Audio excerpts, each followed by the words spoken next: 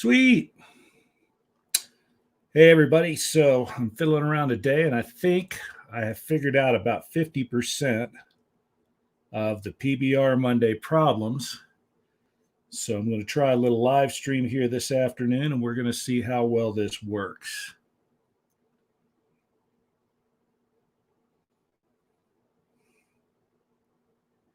Here we go.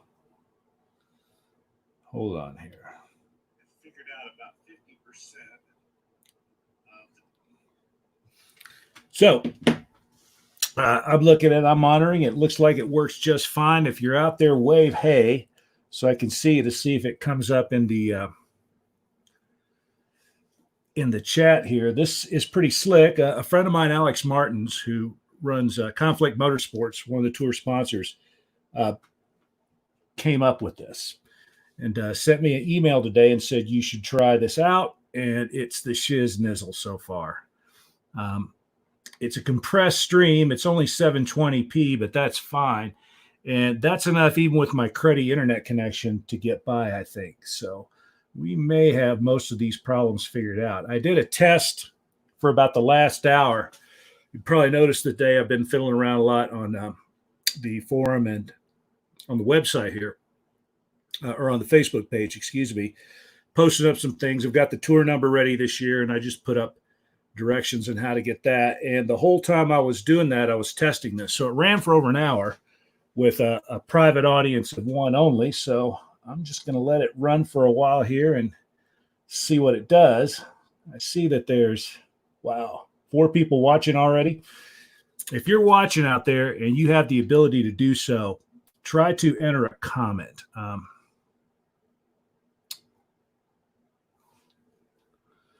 Let me see here.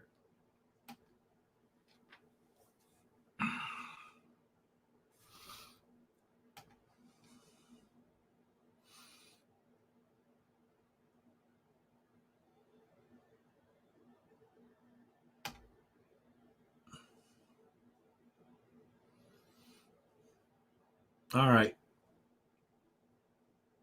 So in order for you to comment, you have to, let me post this up here.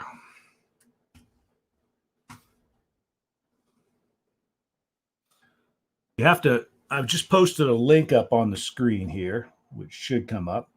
There you go. If you go there, StreamYard.com at Facebook, it will do what it needs to do in order for you to post a comment. I see there's a couple of people out there looking already. It looks like some people are trying to, hey, there we go. Okay, good day, sir. Who posted that? It says Facebook user, Johan. Woohoo! I think we got it done here. Johan, you guys are coming, as I understand it, you're one of these teams that's going to do a pre-run pretty soon. Is that correct? Now I don't know who the heck Facebook user is. Who the heck are you? Must be scared to tell everybody who the heck you are. Well, let's just let this go for a while. I'll answer questions if anybody has any. Let's see. Just so you're not wasting your time totally here. Let me talk a little bit about how excited I am for the tour this year and some questions that people have had, some concerns that have cropped up, and a little bit about what I'm going to talk about next PBR Monday. I think next PBR Monday, I've got a pretty busy week coming up next week, and I've got a ton of visitors coming in this weekend. So the one that I would like to do is show you how to use bear spray, rescue kits, some things like that. I don't know that I'll be able to get to all that this weekend. So what I may do is I think maybe what I'll do the next PBR Monday on are just sort of some cool features of the Tour of Idaho, some things about it that a lot of people have told me they liked in the past, and maybe just some tour stories. We'll see. I like to have a little bit of absolutely useful content too. So what I may do is go out and talk. If I get a chance to make the video, I'll go out and I'll make the bear spray video, and we'll talk a little bit about bear spray in a can versus bear spray in a Glock. I use both, as most of you know, but for the Tour of Idaho, you want the bear spray in a can. Oh man, this is awesome. I see a whole bunch of people here checking in. This is just terrific. So I think this is going to work. How's the audio and video quality? While people are checking in, you can hear me and see me, and hopefully the audio quality is pretty good. I'm a former audio engineer, so I'm humiliated if the audio is bad. The video, I don't care about because I'm ugly anyway. So anyway, that's what I'll try to get to next PBR Monday. A few things that have come up, though, is if you've looked at the Facebook page today, one very cool thing that's happened, and it's unfortunate for the people in Chalice, but it's good for us. Events are being canceled all over the Western United States right now. And the Braun Brothers reunion got canceled. That's bad news for Chalice, but we help make that up because we bring a lot of people through Chalice as well. And if you were avoiding Chalice that week of the Braun Brothers reunion, which, if I'm not mistaken, is in the calendar. If not, I mentioned it in the route book. You can change your tour dates now if you wanted to. Again, changing your start date is not any kind of an issue. We'll work with you on that always. So there may be more reasons now if you are starting on a day when several other teams are starting and you would like to avoid that. Chalice is now freed up. So you have the ability to go to Chalice and there should be no problem booking dates at any time during the summer. So that's the first bit of good news. The second bit of good news, I just posted this up on both the forum and on the Facebook page. I have a dedicated Tour of Idaho number, and I get one of these every year. I don't load that number up until the week that the tour starts, but a number of you are doing pre-runs this year, which once again is nothing but an excellent idea, and it actually tickles me to death that so many people for once are listening to advice and thinking, maybe there's something to this, because our history here, and the tour will share my frustration with this, is we tell people over and over, look, this is very likely to work. This is a good idea. This is very likely not to work. It's a bad idea. And that stuff just goes right over people's heads. They just ignore it. This year, all of you that are pre-running day one are doing yourselves nothing but a favor. You will learn an invaluable amount of information about that day one pre-run. Once again, and I mentioned this in last PBR Monday, the hot ticket is to do the whole thing. So start at 3:30 or 4 in the morning at Malad, ride down to the start, ride the whole thing, show up at the flagpole. If I know you're coming, I'll try to be waiting for you that night. We'll sit around and have some beers. I might be able to help you with your shuttle, depending on when you're getting here, if you need to get back to Malad. So let's talk. If you want me to follow you via your beacon, I'll be glad to do it. If you want me to post it publicly like we do during tour season, I'll do that as well. I think I may have a gain problem here. Let me turn this down. Hearing a little bit of scratch in the headphones. There we go. So we will, I'm more than happy to work with you on any of that kind of stuff, even during a pre-run. So let me know. But the reason that I got that number out now is I want all of pre-runners to have that number available. And here's what you do with it. The directions for how to get it from me are on both the Facebook page, and it's pinned as an announcement near the top. And it's also on the forum in the 2020 PLB links. It's the very latest post there. You take that number. It has a special ring. It rings straight to my personal cell phone, which is with me all the time. I'll recognize that ring. I'll pick that up 24 hours a day. I understand that ring means it's one of you, and that means that I really need to pay attention to it. Put it in your PLB. I don't know exactly how it works with a spot because I haven't used one of those in several years, but in the InReach, you can have a list of people that not only you can reach out to, but can reach into you. So if you do that, and I notice that you're out there and you haven't moved for a while, or it looks to me like you're going down the wrong trail or something like that. If you're not moving for a while, I'll definitely reach out to you. If you're going down a wrong trail or something, I might reach out to you. Again, I like to make sure that everybody gets the same amount of help. So there's not a guarantee that I will reach out to you to prevent you from making a mistake. It kind of depends on how the year's going and how much help I've given other people. But if it looks to me like you need help, I will ping you immediately. The reason that we have these PLB, we require the PLB link, is for your safety. And also, I want you to understand that we're not watching you to make fun of you, although occasionally that happens, I'll be honest. But mostly it's because I want you to know that there's a whole community of people out there that are following your progress. And if something goes wrong, the posse's coming over the hill sooner or later. It'll probably be one of us. That happens every year. We mobilize people, and you're not in this alone. All of us have an interest in seeing that you, if something does go wrong, that we recover you and enable you to get out of there with as little muss and fuss as possible. So that's the reason for the PLB thing. The other thing we tell people all the time, and those of you who have been around for a while will have heard this expression before. The tour of Idaho, for about 6 or 8 weeks, none of us get any work done. Everybody's watching their computer screen all day long because it's like the car for 4 people. All of you out there in the tour attract a lot of eyeballs. Everybody's looking. Everybody is rooting for you. I've never heard of anybody not rooting for a team. There were certainly some teams we said it'll be a miracle if they make it. But no, we root for everybody. So when you are out there, everybody is sitting at their computer screen going, yeah, go. It's the most fun I have all year long is during the tour season, just watching the groups progress through the tour, having ridden all those trails. We all know what you're going through. You know, we're all sitting there going, oh boy, they're about to start the hard section. Let's see how this all works out. It's freaking awesome. We know the places where navigation's an issue. So we'll all be sitting there going, oh, is he going to make this mistake, or is she going to go down the wrong trail? It's nothing but fun. And after you have completed your tour, you're going to understand better, even if you don't make it, even if you've just been out there, you're going to understand better why it is almost as much fun to follow the people that are on the tour as it is to be out on the tour. Look, everything I've ever done in my entire life, I did because I had fun doing it. I don't believe in doing things that aren't fun. I chose the career I chose in physics because it interested me and it was fun. Yeah, it was a lot of work, but I really dug physics. I like talking about it. I like teaching. Every day I walked into a class, I considered that a privilege. I get to stand in front of a room of 200 or 300 people and talk about the thing that I enjoy talking about the most.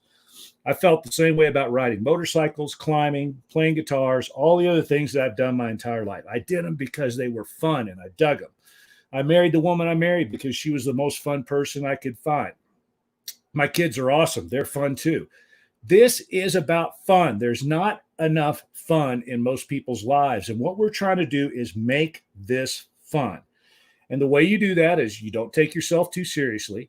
You certainly prepare and you go at this with all of the preparation you can. But once you get here, get on that motorcycle and have fun. Get off and take pictures, which is why I said, look, that's part of the reason the challenge points are there, to encourage you to get off, take your helmet off, and look around. It's awesome. All of those challenge points are in cool places. When you are riding those trails, hopefully one of the things that you're going to feel is, it's pretty incredible that I get to ride a motorcycle through this area. That's what the tour, or that's a big part of what the tour is all about. You're supposed to have fun out there. The challenge points kind of add a little scavenger hunt element to it. The whole idea that people are watching you and going, woohoo, you know, you get to be kind of the star of a TV show. Or the whole thing is designed to be fun. So if, as much as anything else, if you can just have fun with this thing, it'll be a great success.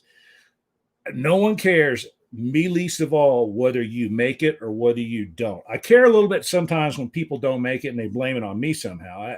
I just saw a broadcast a night or so ago where a team retired a while back, and they said it was because I gave them bad directions. You know, you can take that to mean whatever you think. I think most of you know me better than that. That disappoints me a little bit, but that's a minority of the interactions I have with people in this whole thing. Overwhelmingly, meeting people is a lot of fun. You all come through here. Teams are really stoked by the time they get to Pocatello. And whether they make it or not, they continue to talk about it like it's one of the best adventures they ever had. And that's exactly what we're trying to do. The way we set up the rules was to keep the thing adventurous and to kind of level the playing field a little bit. But the whole idea is to have a whole bunch of fun. So there you go. I think this stream looks like it is very stable to me. So what about it? Has the audio been good? Are there any glitches or anything like that that I need to be concerned with? I see a bunch of people watching, and it looks to me like the stream is still going because I'm monitoring here on another computer. It looks like it froze real briefly for just about a second. So I'm pretty stoked. It looks like we may have our PBR Monday issues figured out, because this is as deep as I've ever gotten into a PBR Monday before things went wrong. And I'm still using the same slow internet connection that I've had, or slower than I would like. But the interesting thing about it is my kids are in the other room watching cartoons on Netflix, and this thing appears to be smoking right along. All right. Any questions while I'm here? Questions about the last PBR Monday? Questions about anything else? Thanks very much for verifying that the audio and the video are good. Oh, once again, thanks everybody for starting to move a lot of your business over onto the forum. That makes life way easier for me. The forum is unmoderated. You have to have a certain level of permission to start a thread all on your own. But the way I've set it up is I sort of post topics, and then anybody can reply to them. And I've done almost zero moderation on the forum. And that's because the forum is easy to search. Doesn't matter how many people post in the forum. You can find what you want. It's just the nature of the forum versus the Facebook page. On the Facebook page, the problem is that, you know, you would like for things to be easy to find, but Facebook just doesn't work that way. It's searchable, but the searches can be difficult. And typically what happens is an announcement gets posted that's kind of important, like the announcement that Mike Boughton made this morning about the Braun Brothers reunion in Chalice. And somebody goes back in and comments on a post that's a week old, and all of a sudden it goes to the top. And somebody said earlier, well, you can pin those announcements. And yeah, I know you can pin announcements, and I did one today. But the problem with that is that's an imperfect solution. You know, you got to decide when you pin them, you know, one will appear at the top, and then you can mark others so they appear near the top. But the very best solution is if the page is uncluttered. And most of that stuff that needs to go over to the forum goes to the forum.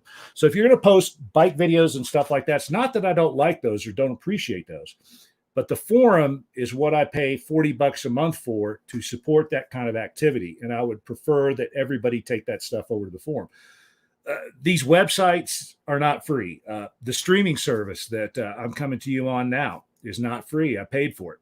The forum is not free. I pay for it. The motorcyclejazz.com website's not free. It all gets paid for.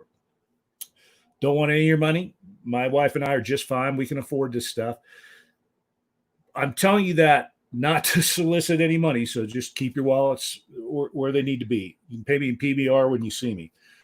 But just to tell you that I don't like to waste money. So when we put up something like that, I would like for you to use it. And the forum, again, I never moderate the forum.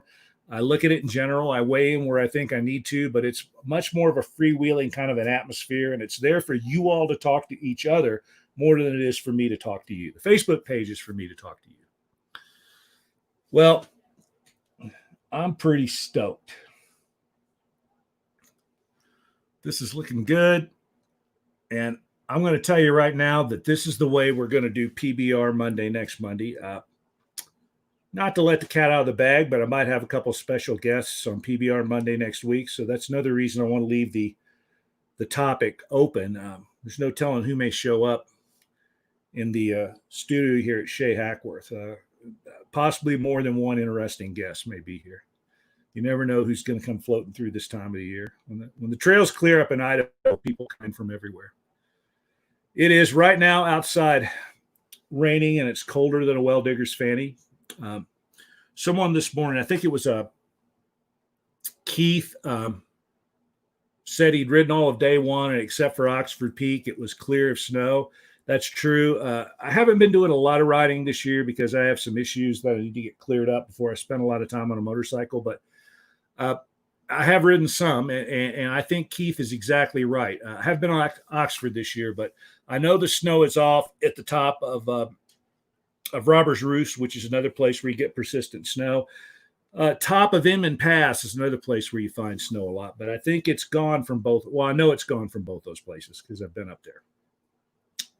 One thing that you need to bear in mind, though, this is Idaho. It's not Utah. It's not Nevada. It's not any other Western state. It's Idaho.